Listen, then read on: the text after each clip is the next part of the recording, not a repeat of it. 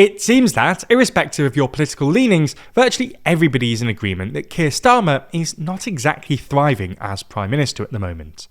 Not only is his Labour Party more than 10 points behind Nigel Farage's Reform UK, but in the last week they've also dipped below the Conservatives in the polls, for the first time since 2021.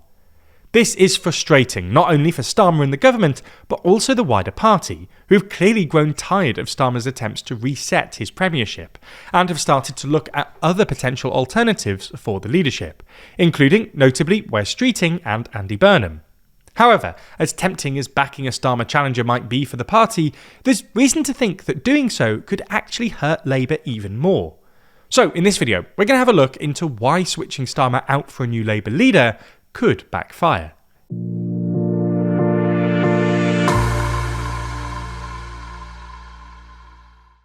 If you want more UK political drama from us, then check out our podcast Starmergeddon, where we track the successes and failures of this new Labour government. Find it over on the TLDR Podcast YouTube channel or in your favourite podcast app. Now, in order to find out why there's been discussions of toppling Starmer, it's worth starting by looking into polling about him specifically. According to analysis by The Guardian, Starmer is now one of the most unpopular leaders in the Western world, and has presided over the largest drop in the polls of any governing party in their first year. The general public seem to have lost all confidence in him, with 76% thinking he's doing badly as Prime Minister, 73% saying they have an unfavourable opinion of him, and 63% finding him untrustworthy. All three of these figures are from December, and are Starmer's worst ratings on record so far as Prime Minister. On top of this, among Labour members specifically, Starmer is less popular than basically all names touted as potential leadership candidates: Ed Miliband, Andy Burnham, Wes Streeting and Shabana Mahmood.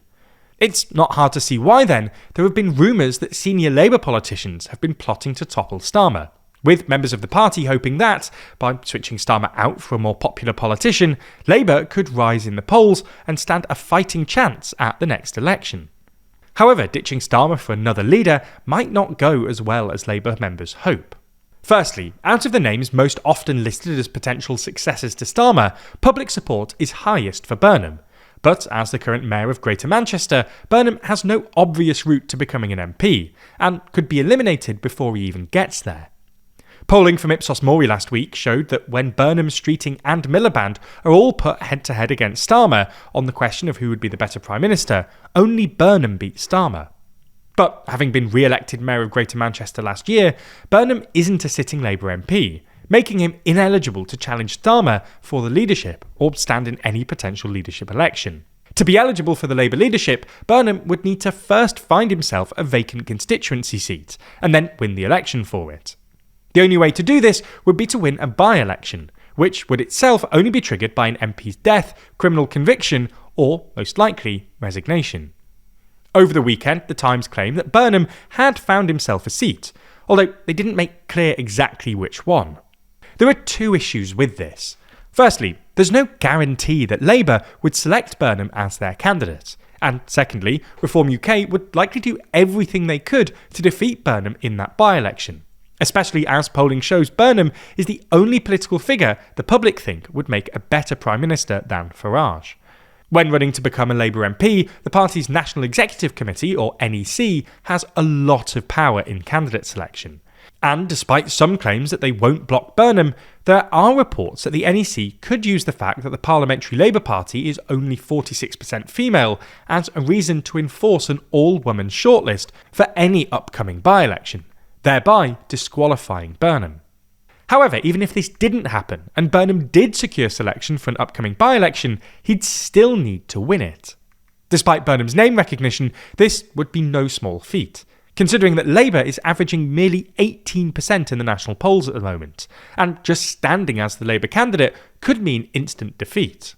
Assuming again that Burnham won such a by-election, he would then need 80 colleagues in Parliament to support a leadership challenge against Starmer, and would then need to secure more votes than Starmer in a ballot of the membership, which, to be fair, probably shouldn't be too difficult. The point we're making is that the roadmap to the leadership for Burnham is convoluted and risky. So, discounting Burnham for now, let's consider the other three candidates that would beat Starmer in a leadership election: Rayner, Miliband and Streeting. The problem with them is that they're unpopular with the public, Rayner has a net favourability rating of -40, Miliband has a net favourability of -23, and Streeting has a net favourability of -21.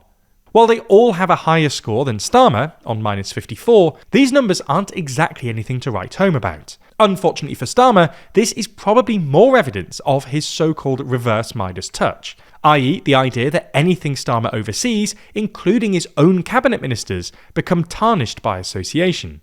The point we're making here is that if one of Starmer's cabinet ministers were to stand against him in a leadership challenge, whoever ended up winning might automatically lose further public support. Right now, the bookies seem to think that the most likely candidate to win a Labour leadership election is Wes Streeting, which provides problems of its own. Like Starmer, Streeting comes from the Labour right, and even if he campaigned on more left-wing promises, would probably keep the party ideologically close to where it is under Starmer. Polling from YouGov in June found that, of the 2024 Labour voters who now say they'd vote for a different party, far more Labour defectors to the Greens and Lib Dems than defectors to Reform are likely to consider switching back to Labour in the next election. Tacking left under a new leader could win these voters back, but tacking right, as Streeting likely would, almost certainly won't.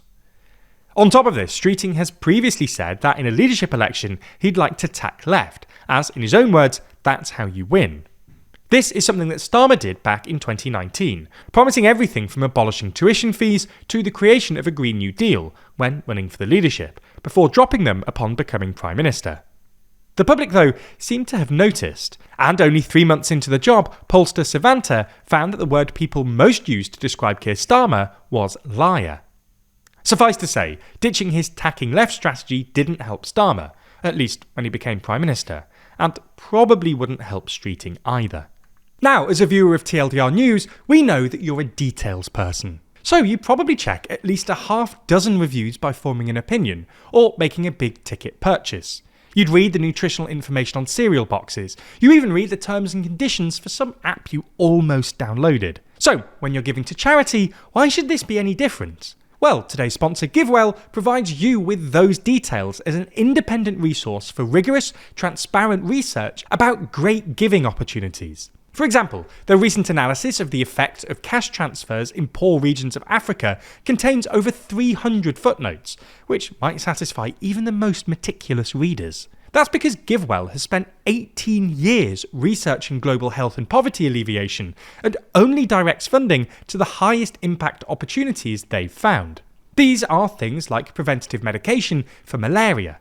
It costs about $7 to provide a child with malaria treatment through the high malaria season. These treatments can reduce the number of malaria infections and, with enough treatments, also save a life in expectation.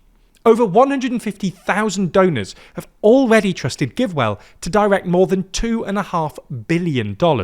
Rigorous evidence suggests that these donations will save over 300,000 lives and improve the lives of millions more. You can find all of their research and recommendations on their site for free. And thanks to the donors who chose to sponsor their research, GiveWell doesn't take a cut from your tax-deductible donation to their recommended funds. And if this is your first gift through GiveWell, you can even have your donation matched up to $100 before the end of the year, as long as matching funds last. To do so, go to givewell.org and pick YouTube and enter TLDR News at checkout so they know you heard about GiveWell from us. Again, that's givewell.org to donate or find out more.